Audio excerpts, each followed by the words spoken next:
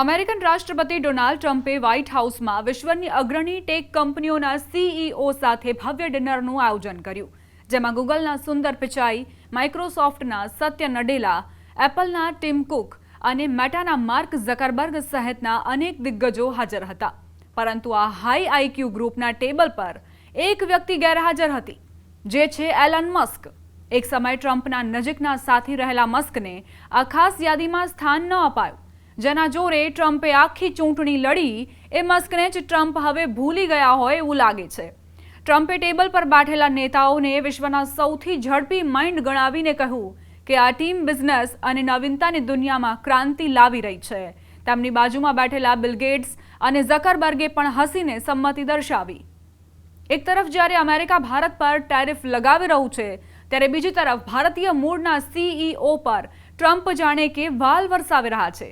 ડિનરમાં 5 CEO ભારતીય મૂળના હતા, જેમાં ગૂગલના સુંદર પિચાઈ, માઇક્રોસોફ્ટના સત્ય નડેલા, માઇક્રોન ટેકનોલોજીના સંજય મહેતા, ટિપકો સોફ્ટવેરના વિવેક રણદીવે અને પાલન્ટિયરના શ્યામ શંકર હાજર હતા.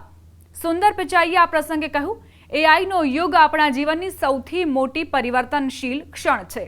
અમેરિકા આ ક્ષેત્રમાં આગળ વધી રહ્યું છે અને વ્હાઇટ હાઉસનો એઆઈ એક્શન પ્લાન એક શાનદાર શરૂઆત છે. ટ્રમ્પે પિચાઈની વાત પર તાળીઓ પાડીને કહ્યું, ગજબનું કામ કરી રહ્યા છો, શાનદાર. સત્ય નડેલાએ ટ્રમ્પનો આભાર માનતા કહ્યું કે અમેરિકન ટેકનોલોજી પર વિશ્વનો ભરોસો સૌથી મહત્વપૂર્ણ છે અને ટ્રમ્પની નીતિઓએ આમાં મદદ કરી છે. તેમણે એ પણ જણાવ્યું કે માઇક્રોસોફ્ટ દર વર્ષે અમેરિકામાં લગભગ 75 થી 80 અબજ ડોલરનું રોકાણ કરી રહ્યું છે. ટ્રમ્પે ટેબલની આસપાસ ફરીને આ અધિકારીઓને પૂછ્યું કે તેઓ દેશમાં કેટલું રોકાણ કરી રહ્યા છે. ટ્રમ્પની જમણી બાજુએ બેઠેલા માર્ક ઝકરબર્ગે કહ્યું કે તેઓ લગભગ 600 અબજ અમેરિકી ડોલરનું રોકાણ કરી રહ્યા છે. એપલના સીઈઓ ટીમ કુકે પણ 600 અબજ અમેરિકી ડોલરનું રોકાણ કરવાની વાત કહી, જ્યારે ગૂગલના સીઈઓ સુંદર પિચાઈએ 250 અબજ અમેરિકી ડોલરના રોકાણનો અંદાજ વ્યક્ત કર્યો. આ લોકો સાથે વાત કર્યા પછી ટ્રમ્પે પૂછ્યું, માઇક્રોસોફ્ટનું શું? આના પર માઇક્રોસોફ્ટના સીઈઓ સત્ય નડેલાએ કહ્યું કે રોકાણ વાર્ષિક 80 અબજ ડોલરની નજીક છે.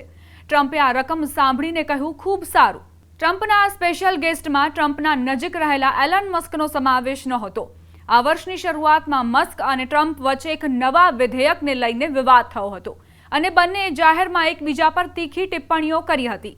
ડિનરમાં હાજર બિલ ગેટ્સે હળવી મજાકમાં કહ્યું કે હવે તેઓ તેમના પૈસાનો મોટો હિસ્સો દાન કરવાના બીજા તબક્કામાં છે, જે નડેલાની મહેનતથી વધુ વધ્યો છે. આના પર ટેબલ પર હળવી હાસ્યની લહેર ફેલાઈ ગઈ. And Jim, how much money will Apple be investing in the United States? Because I know it's a very lot, and it's, you were elsewhere and now you're really coming home in a big way. How much money will you be investing? $600 billion. 600 billion. All right. It's a lot of jobs. We're very proud to do it. That's great. Thank you very much. Thank you. Appreciate it. Thank you, sir.